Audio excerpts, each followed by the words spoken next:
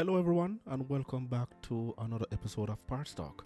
Today, I will be doing my book launch, and it's entitled The Parts Manager's Guide: Proven Strategies Used to Maximize Profits and Process Improvement. It's available on Amazon for now and also Gumroad. Yes, I managed to set up an account on Gumroad where everything will go directly to me. For Amazon, it's accessible everywhere, all over the world, depending on, of course, what language you speak, of course.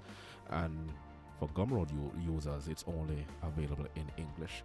But before we begin, please check out the ebook here, which I'm going to be going a little bit in depth. Well, not really in depth, just browse over a few of the things that I spoke about in terms of the experiences I gained as a parts manager in the automotive dealership. And I work directly with Toyota, Ford, Subaru, to a large extent Motorcraft batteries, which is operated by Ford itself. Remember to hit that like button for more content and subscribe if you find my topics informative, so you will be notified when I drop a new episode. It will only take you 1.5 seconds to do so. A friendly reminder that I may be the only program that takes you beyond the sales department consistently. Of course, others focus specifically on their cars, their performances, look, style, features, and DIY videos from mechanics. Let me go right into it. There's not much material on parts management worldwide. Unless you work specifically with a dealership, then the dealership is most times obligated by the manufacturer to allow the staff to be certified in certain aspects of the dealership. So they will have to be doing courses that go along with the policies and guidelines of that manufacturer in order for the dealership to maintain its franchise license. That's basically what it is. Long ago, you didn't have schools and colleges and courses that taught you how to be a parts manager. You will actually do courses that will teach you inventory management, and that's basically what it is. And then you will come into a dealership and you will learn all of the necessary stuff on the job. I will be going into some of these things based on the table of content that I've provided in this book. However, to acquire the experiences in order to run an effective parts department, you're going to need a lot of experience.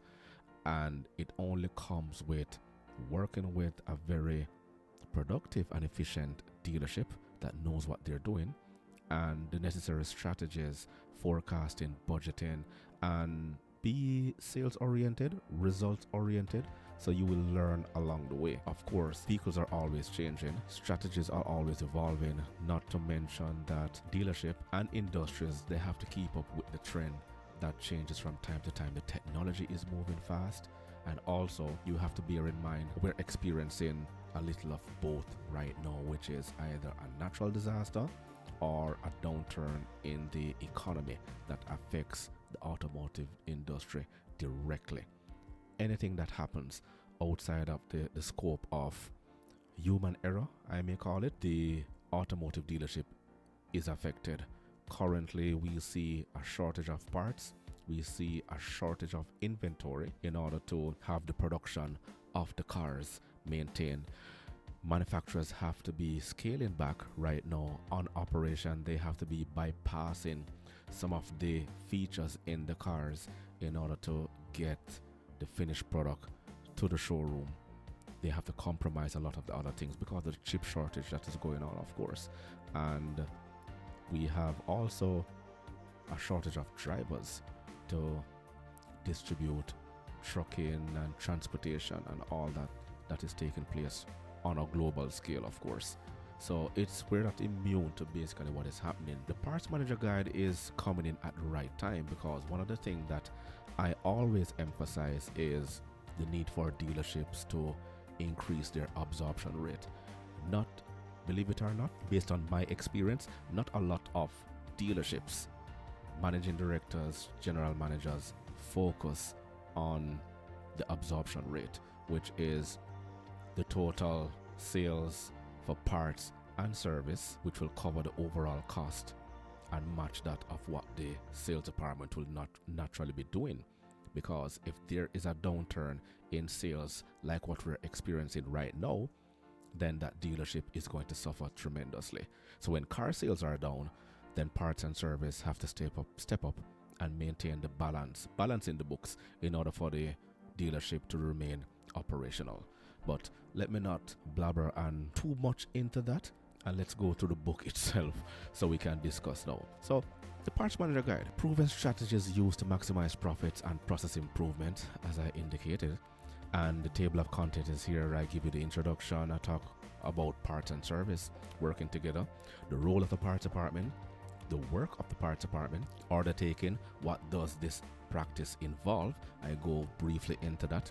Receiving and issuing, warehousing, inventory control, sales promotion, field activities, administration, tools, the how, and bonus and suggestions at the end. It's just 35 pages of content.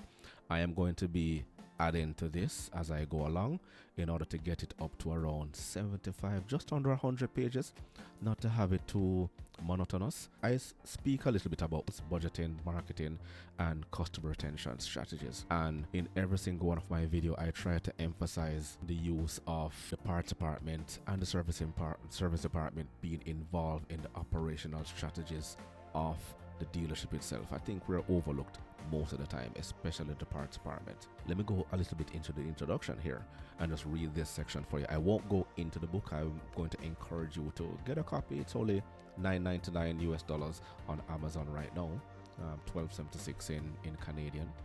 Very cheap. As I said, I will be adding to the book, going a little more in depth in some of the diagrams and some of the tools and the forms and the reports that I use in order to justify the results and how to acquire the snapshot of the necessary KPIs, which is the key performance indicators.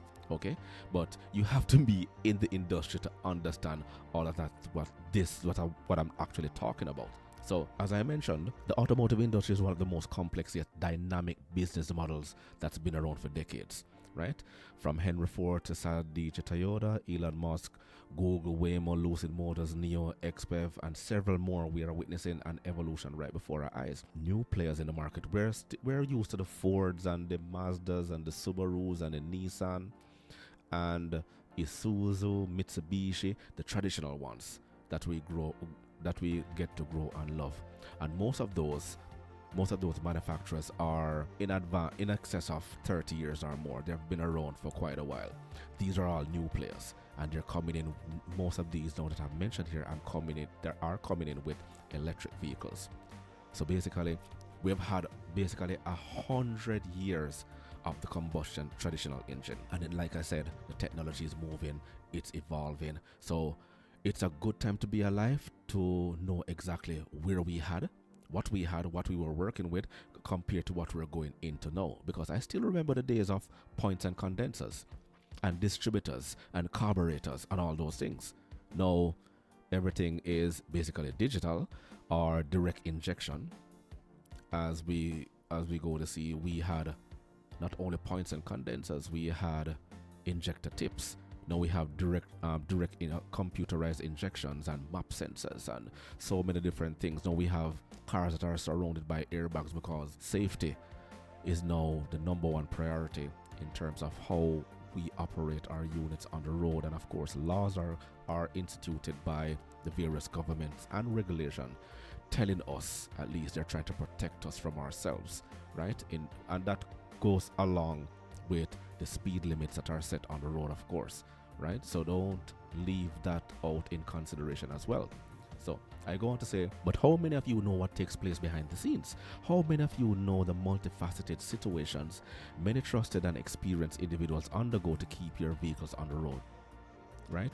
Manufacturers create and develop cars only to be maintained by dealerships and later on independent garages and mechanics. This is also true because we buy a new car from a dealership, and as soon as that warranty period is up, then they go to the local shop, or you have a mechanic friend that lives just around the road that you've developed a very intimate relationship with, and you have your own personal mechanic who can work on the car whenever you want, at any point in time, at any time of day. So that convenience is also there.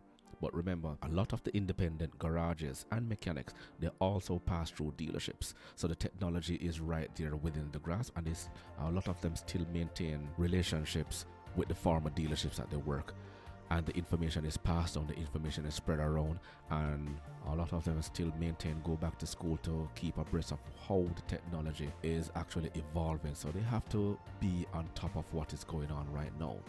In terms of electric vehicles, a whole nother situation taking place. So we will get into that as well later on in subsequent videos. So I share with you my overview of the functions, roles, and purpose of the parts department within the dealership environment, and the manager's enormous responsibility to drive after sales, trying their best to keep the retention rate as high as possible while constantly trying to appease senior executives for increased sales. And we're not to be outdone by this, because targets are set on a yearly basis. Keep the retention rate as high as possible, which is so true. And this is why also with hope of reducing your stop months. And we have a phase in, phase out situation going on in the parts department when you're utilizing certain tools and certain categories in order to keep your holding costs down and have dead stock reduction. So imagine doing everything. You're selling parts while you're trying to increase sales, while you're trying to maintain a high profit margin, you're trying to reduce costs, you're trying to appease your customers, you're trying to increase the retention rate. You have your number one customer who is also the service department there, and you have to keep those high maintenance items moving as fast as possible, which is the fast moving, medium moving, not so much the slow moving items are the ones you want to get rid of, because they will be a detriment to your department as well. But you want to maintain that high turnover. You're going to be appraised based on your contract and based on what the principal or the managing director set your target to be, the department's target itself. And if you're one of those managers who work in a corporate entity, then of course the performance of your department will go hand in hand with profit sharing at the end of the month. But that's also another story. Now, I present to you simple tips and tricks to make your parts department efficient with proven principles to maximize profits and process improvement. And I say happy profitability because I'm confident in what I wrote inside this book. I've used these strategies before, and I've used them over and over and over at the many dealerships that I've worked, even bringing this information here in Canada, in Toronto and Mississauga. And I've implemented a number of these with the dealerships that I've worked with, and we were very pleased in terms of some of the items that I instituted from this book itself. That's why I'm putting it here. So remember, I mentioned parts and service. I have it written here, which you have after service, after sales department. With the sales department, you sell to the customer returns for after service, whether service or parts, right? The customer is pleased. Once the customer is pleased and happy that after sales service is taking care of them, if and when the customer wants another vehicle, you keep that customer within the cycle here for them to return to purchase another vehicle, whether 2 years, 3 years after, or they will recommend other persons to come and purchase a vehicle from you. And also to emphasize the importance of good customer service. And they will, as you know, word of mouth is always the best tool. Okay, so the more you keep your customers happy, the more they will be a disciple for you, and they will be an advocate, of course, promoting and ensuring that your name and your goodwill is satisfactory in the market. Service and parts, you have good mechanics for repair, and you have a reliability of part supply, which of course leads to customer satisfaction. But like I said, I won't go too in depth into this. I encourage you to grab a copy, see the things that I've written about, leave your comments, leave your review. I welcome the review. Tell me, challenge it, tell me what I did right, what I said right. If I'm wrong about certain things, I welcome you to also put that into the comment sections and into the review sections on Amazon. I'll really appreciate it. Okay, but as I mentioned, I'm going to be building on this book and have a part 2 to it with some of the tools that I've used, illustrating like things like the action plan that I've mentioned here in this book, and it's in the bonus suggestions and summary at the end of the book. Of course, I give you a few tips on how to get certain things done. Don't allow me to babble some more. go ahead, read the book yourself. I'm excited to have finished this, and it's not long, unfortunately, because I didn't want to babble too much, which like what I'm doing now. So I'm excited to know that I have something to prove that I know what I'm talking about. I didn't call myself a parts manager professional for nothing, right? I have been tackled about the name. How come I asked so many questions? I call myself a professional. I'm saying, well, I mean, sometimes you ask a question in order to get some answers and get the conversation going. Nothing is wrong with that. And there's no question, absolutely no question. That's a stupid question. Believe it or not, if you don't know, you just don't know. Let me know your thoughts. Let me know what you think. And I'll see you in the next video. Remember to grab a copy of the book, The Parts Manager Guide. I appreciate you doing so. Smash that like button on your way out. Until next time.